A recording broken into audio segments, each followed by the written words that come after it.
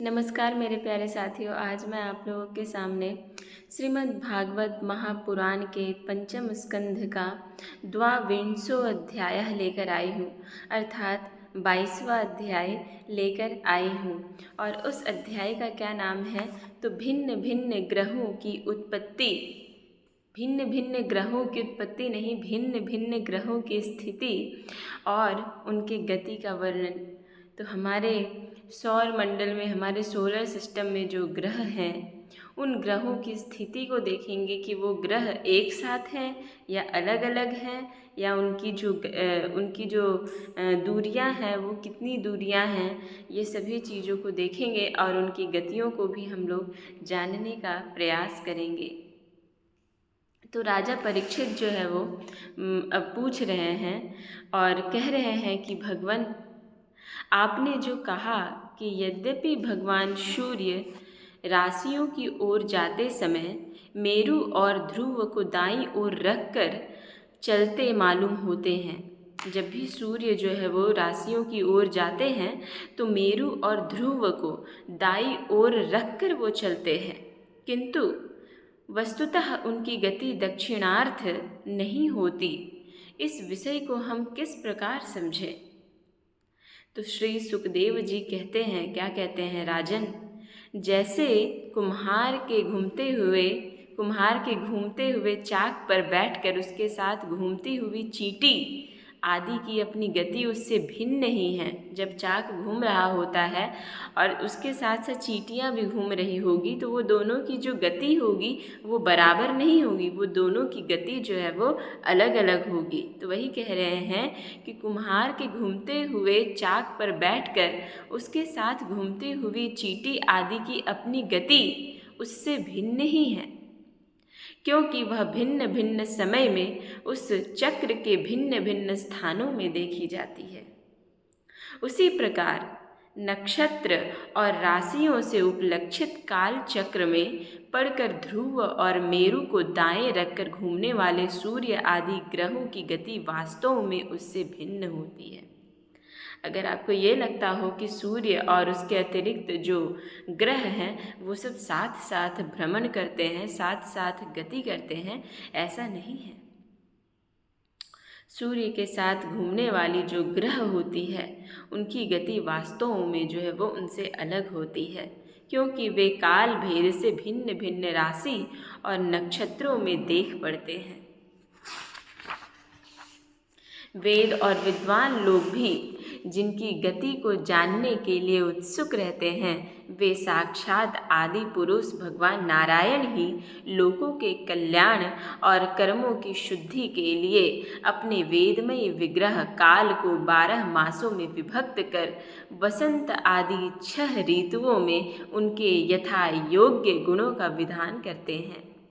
इस लोक में वर्णाश्रम धर्म का अनुसरण करने वाले पुरुष वेद त्रयी से तात्पर्य है ऋग्वेद, यजुर्वेद, सामवेद, इन तीनों वेदों के द्वारा प्रतिपादित छोटे बड़े कर्मों से इंद्र आदि देवताओं के रूप में और योग के साधनों से अंतर्यामी रूप में उनकी श्रद्धा पूर्वक आराधना करके सुगमता से ही परम पद प्राप्त करते हैं।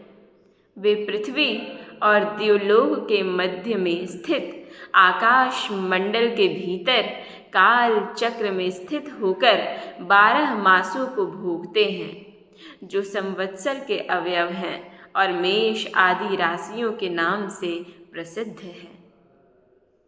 इनमें से प्रत्येक मास चंद्रमा से शुक्ल और कृष्ण 2 पक्ष, पितृ मान से 1 रात और 1 दिन का तथा सौर मान से 2.25 नक्षत्र का बताया जाता है।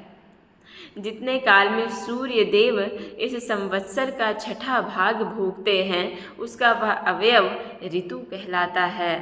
आकाश में भगवान सूर्य का जितना मार्ग है उसका आधा वे जितने समय में पार कर लेते हैं उसे 1 अयन कहते हैं, तथा जितने समय में वे अपनी मंद, तीव्र और समान गति से स्वर्ग और पृथ्वी मंडल के सहित पूरे आकाश का चक्कर लगा जाते हैं उसे अवान्तर भेद से संवत्सर, परिवत्सर, इडावत्सर, अनुवत्सर अथवा वत्सर कहते हैं। इसी प्रकार सूर्य की किरणों से 1,00,000 योजन ऊपर चंद्रमा है।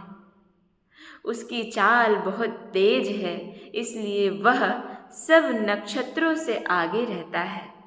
चंद्रमा का जो गति है वो बहुत ही तेज है, इस कारण से सभी नक्षत्रों से वे आगे रहते हैं। यह सूर्य के 1 वर्ष के मार्ग को 1 मास के मार्ग को 2.25 दिनों में और 1 पक्ष के मार्ग को 1 ही दिन में तय कर लेता है।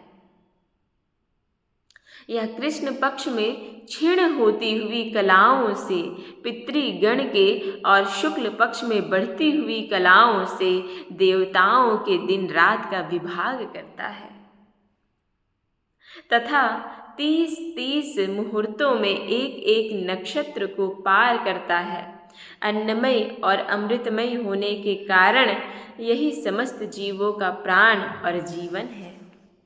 ये जो 16 कलाओं से युक्त मनोमय, अन्नमय, अमृतमय पुरुष स्वरूप भगवान चंद्रमा हैं, ये ही देवता, पितर, मनुष्य, पशु, पक्षी, सरीसृप और वृक्ष आदि समस्त प्राणियों के प्राणों का पोषण करते हैं, इसलिए इसे सर्वमयी कहा जाता है।